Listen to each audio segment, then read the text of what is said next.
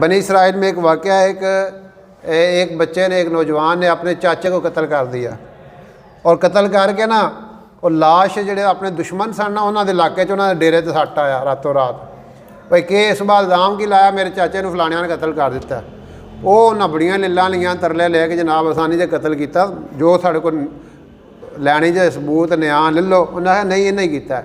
وہ گل چلتے چلتے موسیٰ علیہ السلام کو چلی گئی۔ موسیٰ علیہ السلام نے اللہ تعالیٰ نے فرمایا کہ مسئلہ بن گیا سن دسو، تو اللہ تعالیٰ نے کہا انہوں کو گاں ذبح کرو، کی کرو گاں ذبح کر کے نا وہ ایک گوشت کا ٹکڑا وہ جڑا بندہ مر گیا ہے نا وہ نال لاؤ، وہ زندہ ہو جائے گا۔ دیکھو یہ اللہ تعالیٰ کی قدرت ہے نا کہ اللہ پاک ہر چیز پہ قادر ہے۔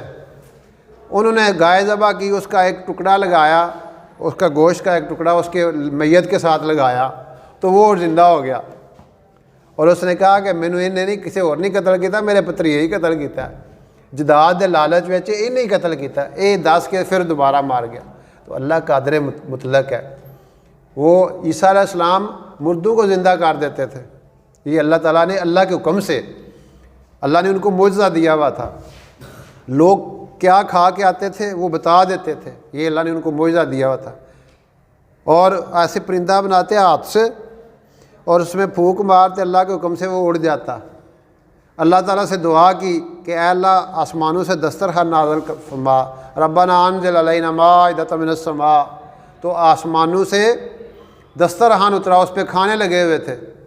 یہ اللہ تعالیٰ نے ان کو معجزے دیے ہوئے تھے، اور معجزہ بھی اللہ پاک دیتا ہے اپنے انبیاء علیہ الصلوۃ والسلام۔ اس میں ذاتی کمال نہیں ہوتا، یہ صرف اللہ تعالیٰ اپنی قدرت کا اظہار کرنا چاہتا ہے کہ میں ہر چیز پہ قادر ہوں۔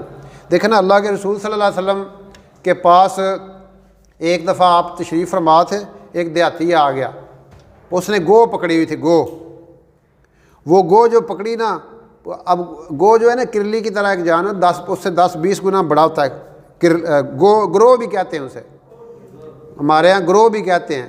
تو وہ لے کے آیا، وہ مردہ گو تھی، تو وہ آ کے نا کہتے ہیں کہ میں نے آپ سے زیادہ جھوٹا بندہ نہیں دیکھا، استغفر۔